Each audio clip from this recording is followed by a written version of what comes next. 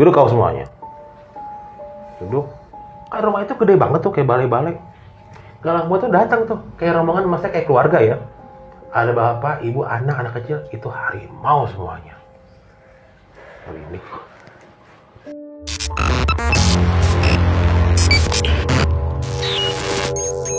Langsung gue liat gini, itu gue mau nangis asli, gue mau nangis gitu.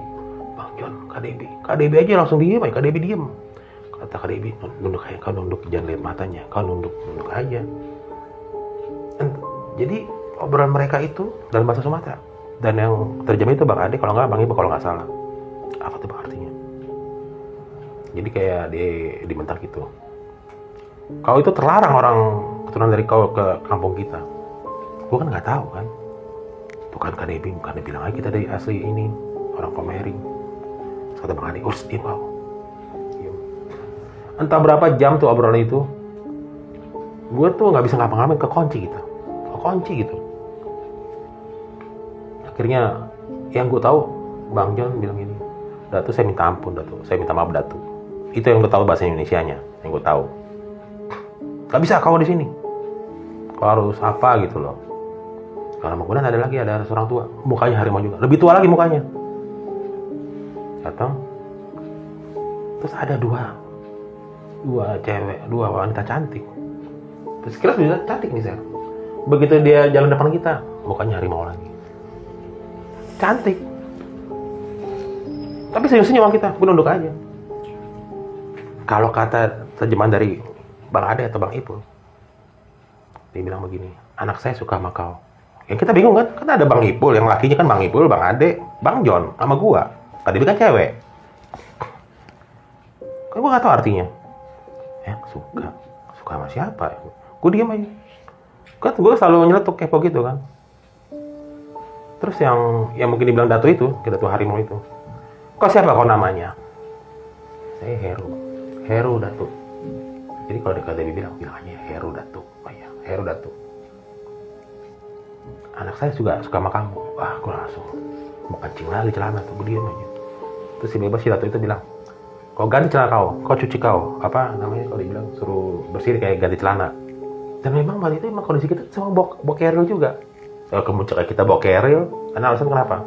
Jangan ditinggal keril di shelter, karena apa? Karena suka banyak binatang buas, banyak yang mungkin babi, jadi ntar keril atau tas bisa dirusak gitu loh, karena kita ada makanan. Jadi singkat kita semua bawa tas semua. Gua ambil baju, celana. Tapi pas itu gue liat, pas gue mau keluar itu, cuma di rumah itu aja tuh, rumah kayak panggung itu. Itu udah senja hari. Nah, kalau rumah panggung di sana tuh bentuknya tangga. Kalau nggak salah tangganya mungkin 2 meter, 3 meter untuk menuju atas rumah ya. Nah, di bawah tangga itu tuh ada kayak gentong.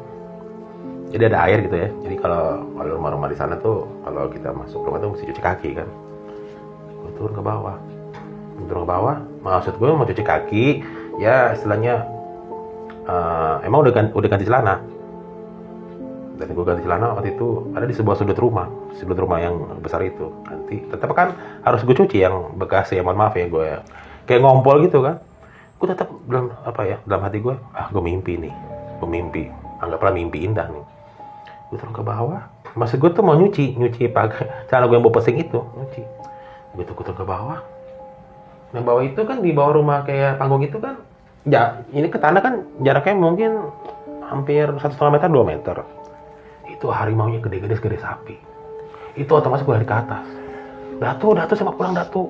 Tapi Datu itu senyum aja.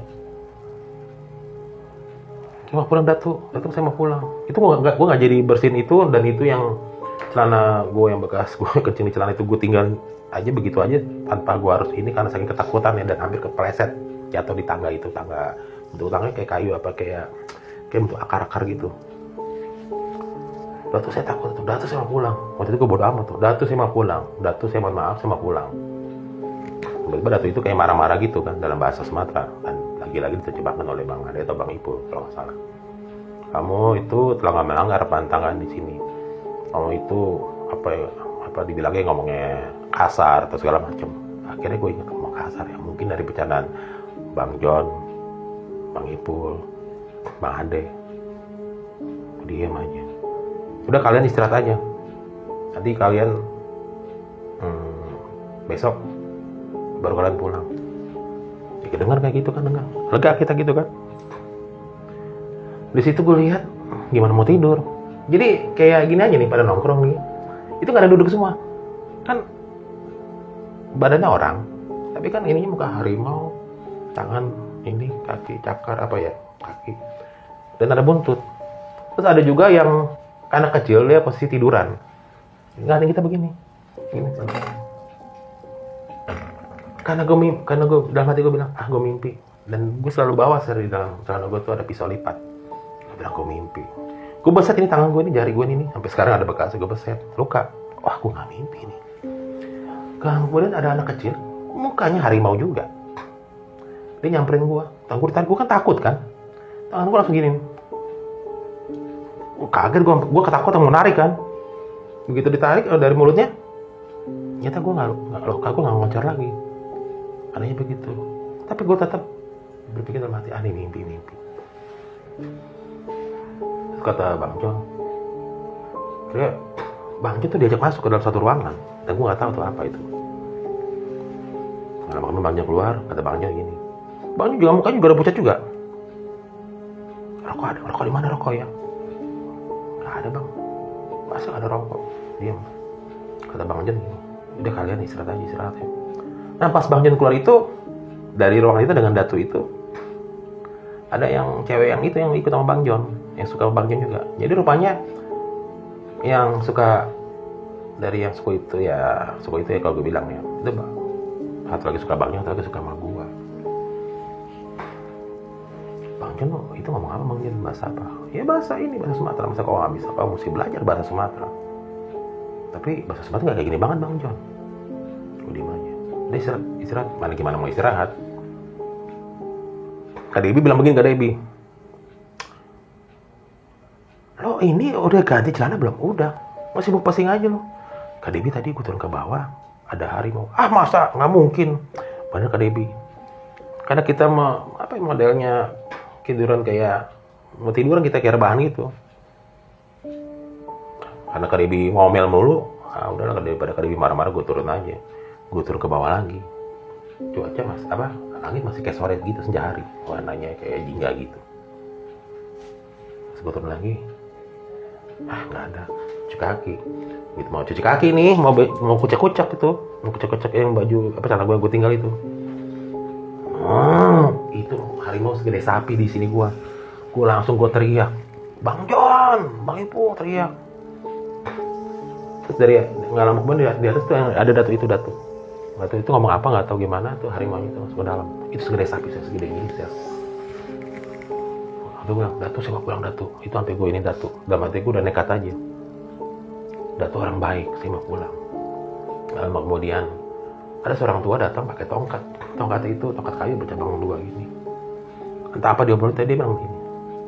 Itu apa Bang Ipul? Ini masih keturunan saya semua. Nah terjadilah perdebatan yang mungkin kayak sengit itu ya. Gue cuma lihat man. Nah sewaktu ngobrol dengan seorang tua ini, orang tua ini bukan manusia harimau yang pakai tongkat kayu dua itu. Itu sosoknya manusia langsung. Dan pas lagi ngobrol gitu kan gue liatin semuanya nih, loh kok manusia semua? Dan kalau Krebi bilang, baca doa sebisa kamu, manusia semuanya, kalian yang berubah jadi harimau. Tenang gue. Itu kata Kak Debbie, apa tuh Kak Debbie? Kita boleh turun sekarang. Alhamdulillah kan turun. Itu gue nggak pikir panjang mau barang ketinggalan. Gue udah ambil tas deh, bodo amat deh. Kita mau turun, Datu ini bilang, anak saya suka sama kamu tinggal di sini ya.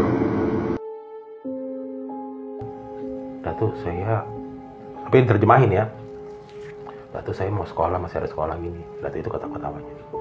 Lain kali kamu ke gunung ini jaga sopan santun sama tata krama. Itu yang gue ingat. Tapi itu, mohon maaf ya, diterjemahkan itu ya. Tapi anehnya perbincangan mereka itu seperti seolah-olah nggak kayak kita nih, kayak ngobrol gini, kayak ngobrol secara batin. Tapi ada beberapa juga ucapan Bang John itu keluar dari bibirnya gitu loh. Agak keras juga antara Bang John dengan si Datu itu. Entah apa yang berbincang. Kita turun, kita pamit. Kenapa kita bisa minta pamit? Karena mereka wujudnya kayak manusia, bukan harimau. Maka kita berani. Kita turun.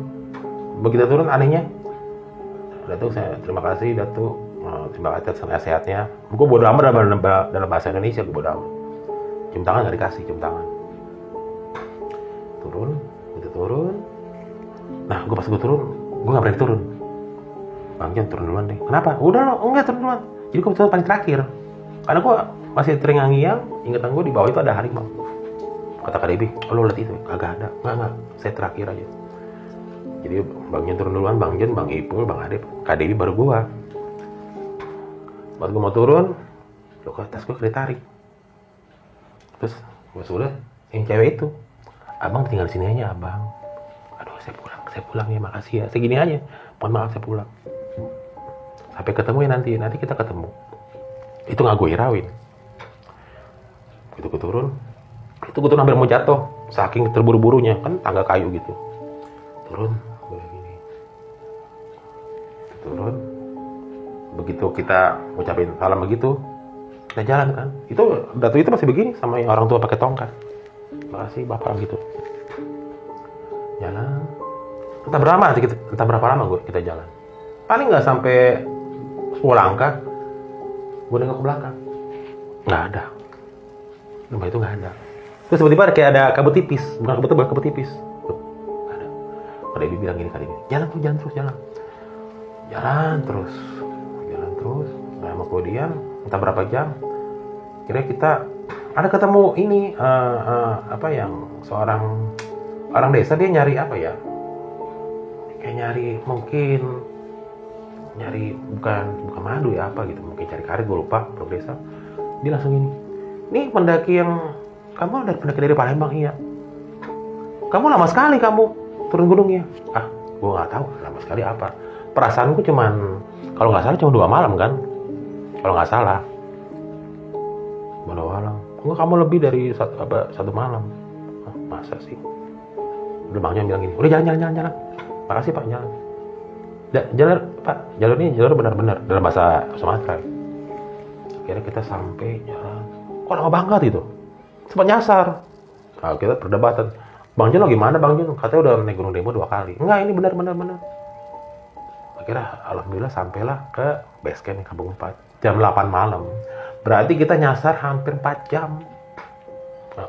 Loh kok ini jurang. Salah, naik lagi ke atas. Dan jalur paling ekstrem itu tuh pas namanya itu dinding lemari. Ya, dinding lemari itu kayak batu tebing, jadi kita harus merayap. Harus hati-hati situ. Kalau nggak jatuh ke jurang, itu paling bahaya di situ. Terus sampai jam 8 malam, sampailah ke Kampung 4 itu base camp itu. Dan kita ketemu ketua kampung. Datang masuk, kok mukanya ini aneh semua, mukanya gini nih. Seharusnya kan kalau kita turun gunung kan, ayo makan dulu, ya kan, senyum. Gak ada senyumnya, mukanya marah semua.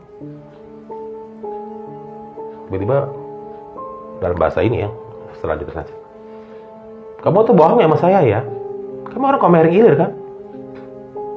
Bang John langsung kayak gimana ya, itu kan Bang John, gue langsung keceplosan. Kenapa kita nggak terus terang aja? Terus Bang Ipul, Bang Adi, diam kau. Aku diam aja.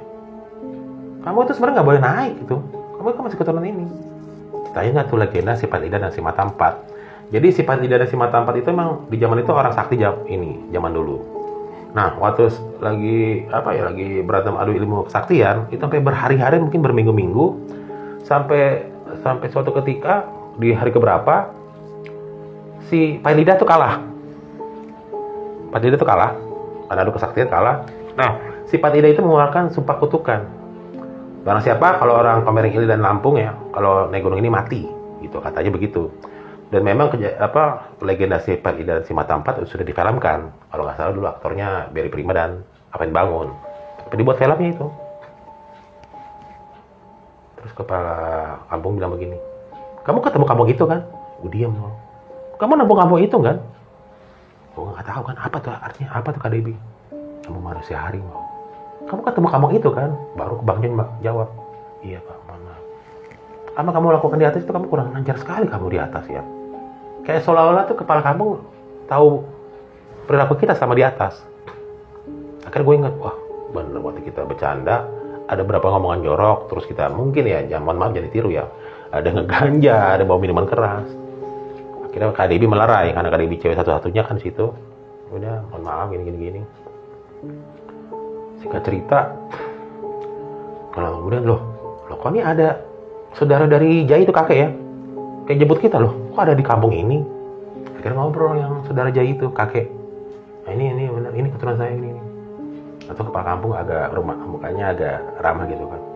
Untung kamu masih keturunan ini. Mohon maaf nggak bisa gue sebutin kan. Dah, kamu hati-hati kamu di jalan gini. Ya nggak lupa gue ucapin minta maaf kan sama kepala kampung. Gue lupa namanya siapa. Kita akhirnya kakek dari saudara apa kalau gue bilangnya kakek dari. Jadi kalau gue punya kakek itu Jai itu ada berapa bersaudara gitu lah istilahnya. Entah kakaknya itu apa adik gue lupa. Dimarah-marahin. Kamu bukannya nyari sekolah malah naik gunung. Lagi Bang Jun, kamu juga yang paling tua, bukan ngajarin adik-adiknya gitu saudaranya. Gue diam aja tuh. Waktu itu kita dijemput naik mobil kalau nggak salah, mobil yang ketutup gitu, gue lupa mobil apa gitu. Istirahat, makan. Udah makan kau semua? Belum kayak. Makan dulu, makan, ngobrol. Tapi kan aku penasaran kan, apa yang terjadi gitu kan. Nanti aja. Karena kita udah saking capeknya dari mulai Kampung 4 ke Palembang, terus beberapa kali kita istirahat, itu gue nggak tahu apa lagi, udah nggak inget karena gue udah capek banget.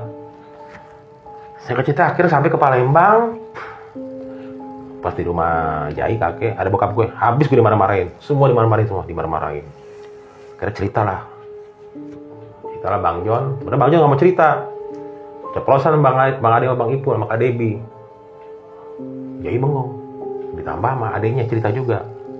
Gua waktu itu nggak tahu apaan sih maksudnya. Yang gue tahu, tapi di situ ketawa-ketawa Jai. Kau John, kau suka sama anak sana? Maksudnya anak sana, maksudnya cewek sana gitu ya, kamu manusia harimau. Gue tanya sama Jai itu sebenarnya siapa sih Jai? Mereka sebenarnya baik, mereka nolong. Tapi kalau kamu kurang ajar, mereka berubah jadi harimau. Gue cerita kayak gitu, ketawa dari kakek ketawa, dia mulai ketawa sampai. Kayaknya ada yang suka sama kamu juga. Kak Debbie nyeletuk. Iya, nak suka. Jai ketawa aja Jai.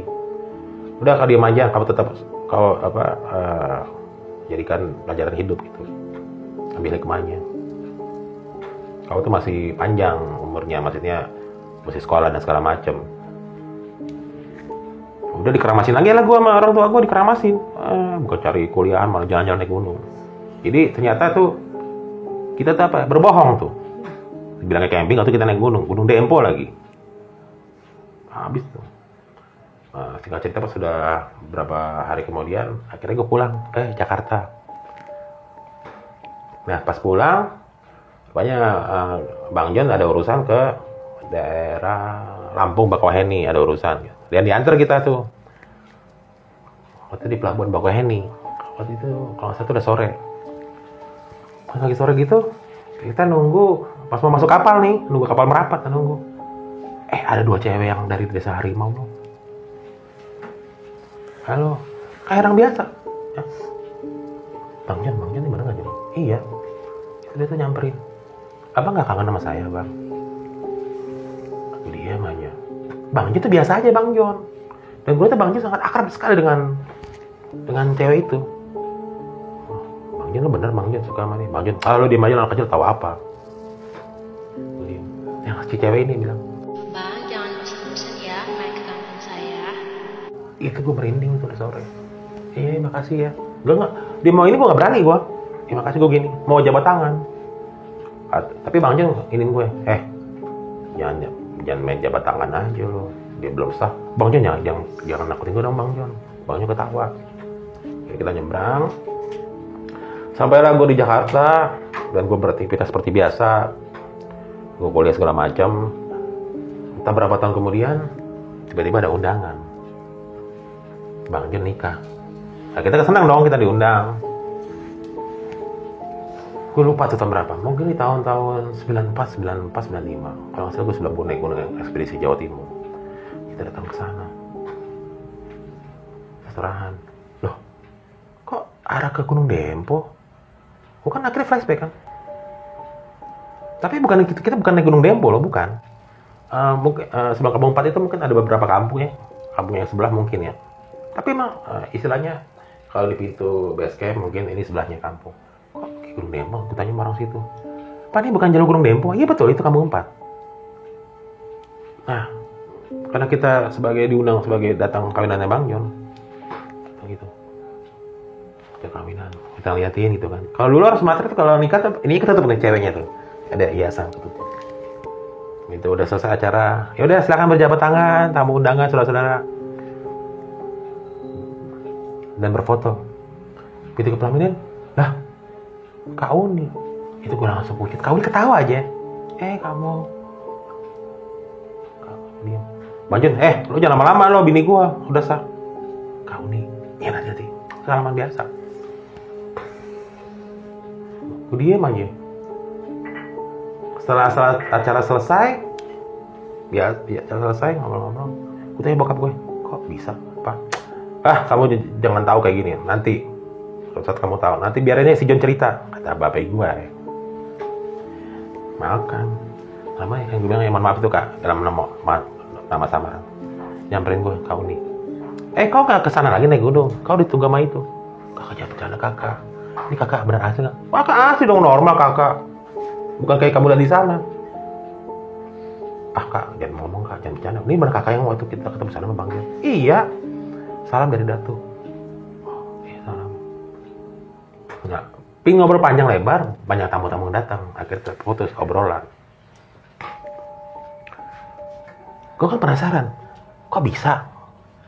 Ya mohon maaf ya, dari yang itu kok bisa jadi manusia gitu kan? Itu gue masih sungsang di tahun itu.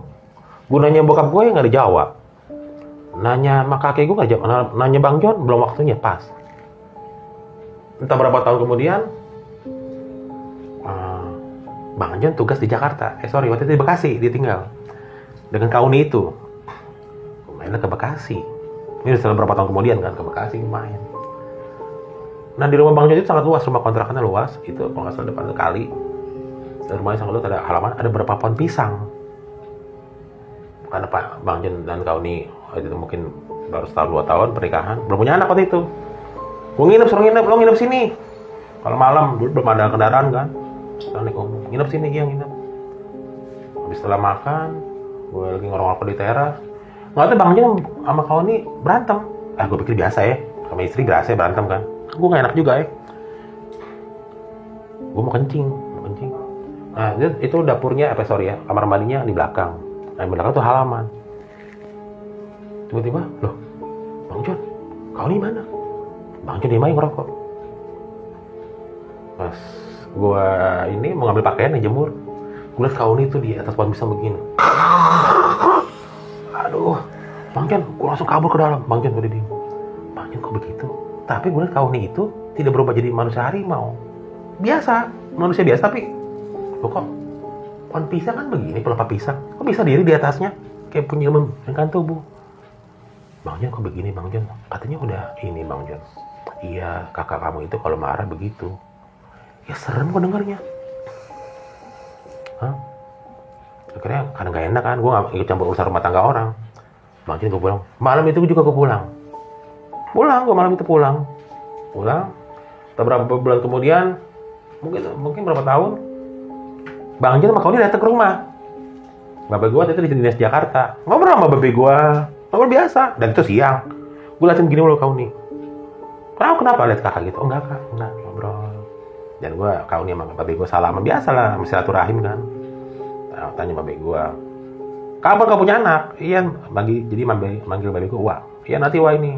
Aduh, kamu punya anak dong ini, kau punya anak kau bawa ke sini. Ketawa biasa itu. Tapi mata Kak Uni sangat tajam banget tadi kalau ngeliat orang. Jadi kemana tuh Kak Uni pakai kacamata riben. Gue dalam rumah ya, selalu pakai kacamata riben, kacamata hitam. Kalau di foto, selalu pakai kacamata hitam. Dia main duduk. Kok ngobrol? Kamu masih naik gunung? Masih kak, ini. Nah, seperti biasa. Mereka pamitan pulang ke Bekasi. Entah berapa tahun kemudian, Kak Jon punya anak. Anaknya cewek, cantik. Ya, anggaplah panggil aja Wewe itu ya. Akhirnya datang ke rumah, wah, saya udah punya anak main. Wah, cantik tuh Wewe itu. Ngobrol segala macam. Gue masih bertanya-tanya, ini masih punya kalau turunan harimau ada ibunya. Dan si Wewe itu kalau mereka, jadi Kauni juga kerja, Kauni juga bekerja. Nah anaknya Kajon dan Kauni itu sering titipin di rumah gue, jadi ngobrol sama ini gue, babi gue sama nyokap gue. Ini malam berubah nggak? Gue selalu begitu terus ya. Jangan berubah nih. Karena udah sering-sering nginep, wah berarti nggak ada kesan dari nyokapnya nih. Sampai suatu ketika si Wewe itu udah remaja segala macam gitu ya. Karena kemudian Kajon sama Kauni bercerai. Dan mohon maaf nih, gue nggak bisa sebutin kenapa bercerainya itu urusan rumah tangga, nggak ikut campur. Ternyata si Wewe itu ikut sama Kajon dan Kauni sampai sekarang tidak terdengar kabarnya. Nah yang aneh ialah waktu itu si Wewe itu dia habis ulang tahun dari sama temennya ulang tahun. Mobilnya mogok. Dia waktu itu teman-temannya berendam berlima orang. Mobilnya mogok dan mobil itu mau dibegal. Dibegal sama 4 orang pakai motor. Menurut pengakuan si Wewe itu, anaknya Kajon Kauni itu, katanya begitu lihat perampok coba dia pingsan, teriak pingsan. Tapi menurut temannya semua ngeliat ya, itu ngeliat. Si Wewe itu langsung kayak ngeluarin jurus silat. Itu gayanya udah gaya harimau. Itu 4 orang tuh terkapar semuanya. Dan yang gue nggak tahu, yang nggak habis pikir, si Wewe itu tidak mempunyai dasar bela diri apapun. Jadi kata teman-temannya, iya om, itu gayanya si Wewe kayak gerakan silat om, kayak silat harimau. Yang bener loh. Kalau 1 orang 2 orang nggak percaya gue. Ini 5 orang temannya ngomong begitu. Tapi gue tanya sama si Wewe, nggak inget om. Wewe itu pingsan liat itu, habis itu pada sore pada bawa celurit. Terus yang temannya bilang, begitu polisi sampai ke tempat TKP, polisi geleng-geleng kepala. Semua perampoknya tuh terkapar semua dan terkapar itu semua cakaran semua. Cakaran ya. Kalau cewek kan biasa kuku panjangan buat kutek kan. Karena waktu itu si Wewe memang ya mungkin dibilang mahasiswa cantik ya dan sering ikut pemilihan putri-putri gitu lah di kampusnya. Cantik, jadi SPG segala macam. Cakar semuanya. Makanan berapa patah tulang. Dan polisi itu bingung, siapa mau jadi tersangka? Yang yang begal ini udah terkapar semua. Benar-benar tapi nggak tahu kayaknya nggak ada yang menikmati ya. Gak lama kemudian setelah itu si Wewe itu menikah dan punya anak 1. Berarti Kak Jon udah kakek-kakek. Sampai sekarang Bang Jon itu tinggal di Sumatera. Dia sekarang udah bertani. Dan Bang Jon pernah beberapa kali gue tanya Bang Jon itu gimana Bang Jon ritualnya? Dan dia tidak mau menceritakan ritual seperti itu. Pernikahannya ritual. Pokoknya intinya kata Bang Jon, pokoknya setelah ritual dari itu, Kak Uni tidak akan bisa balik ke kampung itu. Jadi istilahnya bukan diusir ya, bukan warga sini lah. Tapi kok masih punya ilmu itu nggak bakal hilang. Nah, itu gue langsung merinding. Ya seperti itulah cerita gue, Sally. Aduh, seru bang. Seru banget ini cerita bang. Merinding. Gimana guys? Cerita Bang Heru seru banget kan? Dan mau nanya-nanya nih Bang. Itu pas ke gunung itu si Bang Jon emang niat naik gunung atau memang ada niatan lain tuh Bang? Kayaknya sih kalau menurut kita terutama Kak Debbie ya. Kak Debbie bilang begini, gue curiga nih si Jon nih, kata Kak Debbie. Kan Jon itu udah naik gunung Dempo 2 kali. Dan waktu dia kesana lagi, dia sempat naik gunung Dempo sekali lagi. Tapi nggak sama kita. Mungkin itu nyamperin itu. Yang Kauni itu ya. Ini dalam tanda kutip itu nama samaran ya. Mungkin itu. Akhirnya entah apa perjanjian atau gimana, akhirnya dilangsungkan pernikahan. Dan gue sempat bertanya dengan para tetua segala macam, mereka tidak mau ngomong. Tapi ya udahlah, walau alam lah, itu rahasia pribadi mereka gitu. Seperti itu. Terus Bang, kalau yang kayu itu, yang kayu api ya? Kayu api. Itu udah dilihat tuh udah berbentuk kayu atau masih ada pohonnya gitu? Masih ada pohonnya. Kayu api mah kayu panjang umur. Masih daun-daunnya ada gitu? Masih Bang? ada. Dan itu memang nggak boleh diambil ya, itu tanaman langka itu. Kalau nggak salah masih ada sampai sekarang di Gunung Dempo itu. Kalau yang ininya bang, apa sih namanya tuh yang anaknya Bang Jo? Anaknya Bang Jon. Bang Jon, ya. Itu pernah ngelakuin kayak gitu lagi bang? Yang berubah jadi? Enggak. Oh nggak pernah. Enggak. Mungkin kalau dari cerita temannya itu terus akhirnya dan ku ceritakan ke Bang Jon juga kaget. Karena waktu itu posisinya kan si Wewe itu kan udah remaja. Karena waktu dia masih kecil ya, waktu kalau nggak salah, sorry ya, SMP atau SMA udah bercerai Bang Jon sama Kak Uni. Kalau masa percaya gue nggak ikut campur. Gitu. Bang Jon juga bingung, kok bisa begitu ya? Kok bisa begitu anaknya? Gue tanya Bang Jon itu Wewe pernah belajar bela diri nggak? Apa-apa mungkin silat? Nggak pernah apa-apa. Orang di sekolah ikut nari, break dance atau apa kayak gitulah. Gitu katanya, make up. Gitu. Berarti itu cuma sekali aja ya bang ya? Yang pas dibegal itu? Yang gue tahu itu doang. Itu pun dari teman-temannya yang gue tahu itu doang. Dan si Wewe itu mah nggak sadar katanya. Cuma katanya teriak, pingsan menurut dia. Memang bangun kata pingsan. Tapi temannya lihat semua. Orang di atas mobil, di bawah terus naik ke atas mobil, terus diperagain gerakan silat harimau, terus langsung 4 orang itu diserang. Kayak dicakar itu. Mungkin kalau gue lihat kalau sekarang mungkin kayak film Wolverine ya. Yang percaya atau tidak, yang temannya ceritain semua sama. Seru banget. Gue sampai ngebayangin ada di sono gitu. Apalagi yang pas datuknya itu. Aduh.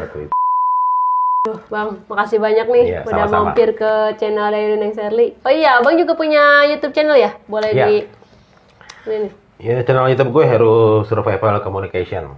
Sama IG-nya nih, Bang. IG-nya @HeroSurvival. Iya, jangan lupa di Klik like and subscribe. Oke deh. Bang, terima kasih ya, Bang ya. Dan untuk semuanya, mohon maaf jika ada kata-kata salah, dan kalau misalkan ada kritik atau saran boleh dikomentarin di YouTube ini. Oke, baiklah, Bang Jo. Aduh, Bang Jo lagi. Bang Heru, deg-degan nih sebenarnya nih. Soalnya ngefans banget gitu. Biasanya kan nontonnya di YouTube, Bang. Sekarang langsung gitu kan. Aduh. Ya udah, terima kasih ya. Assalamualaikum warahmatullahi wabarakatuh. Waalaikumsalam warahmatullahi wabarakatuh.